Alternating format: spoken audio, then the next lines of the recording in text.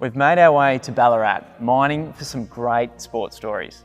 It's hard enough winning one championship, let alone 8 in a row. So we're here at the Miner Dome to uncover a streak like no other. Australia is home to more than 1,700 small towns. Behind that award-winning vanilla slice is a triumphant sports story.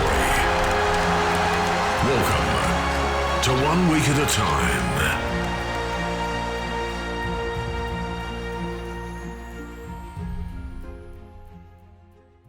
Yeah, I'm a Ballarat local, so I started playing when I was 5, 6. The story I remember is being too scared to go on the court at that young age, and eventually hit the court. Mum left the sidelines and come back, and I was on after sitting on the pine for a few weeks, too scared to go on the court. We were a group that got along really, really well.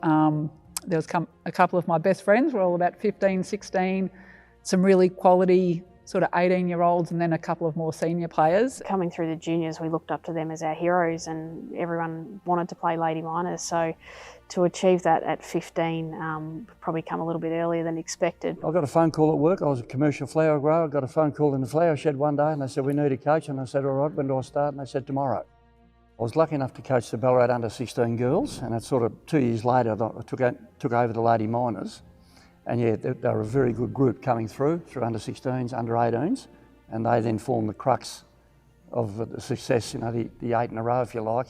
Just being involved in the program, whether there was success or not, I think playing with your friends every week, it just motivated you to do well. I think we had, as I said, that core group of locals that had gone from under-12s all the way through and loved each other's company, so why not win along the way? There was a few older girls that were just older women. They were excellent role models and quite protective of us younger ones when we're playing against some of those bigger bodies. We basically started 1995, we went through to 2002 as winning every premiership. And yeah, the first championship we managed to get through, we actually played Warrnambool. We arrived back here, and that was the first championship they'd ever won. So it was a big thing for the town and a big thing for the girls. The ones that probably stick out for me are the ones like a Warrnambool trip where we probably weren't favourites to win it, and very vocal country crowds as well. So I can definitely remember playing some finals down in Warrnambool where the crowd, everything felt like it was against you, but we still seemed to find something to win. They were all the semi-finals that we played in were just very small margins. We won the grand final I think by 2. We won another one by 1. So it was that close.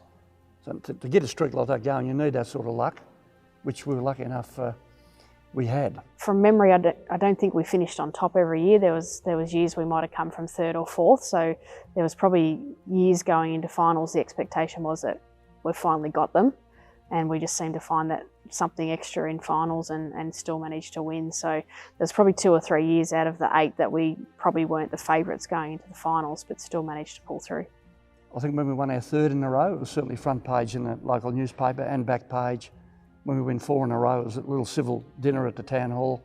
We win 5 in a row, and they were all pretty happy. I think over time, in my time in the Lady Miners, we started off with half a dozen people in the crowd initially, and just as our profile grew and our success grew, we'd get to the point where we'd had finals and the place was packed out, and you just can't beat that atmosphere when you've got a full crowd and they're all going for you. So yeah, great memories of those times.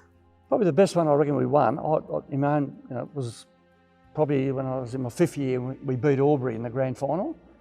Now Aubrey had brought down a couple of really good gun players from Sydney. The word was that Ballarat could not compete with what we're going to run into there.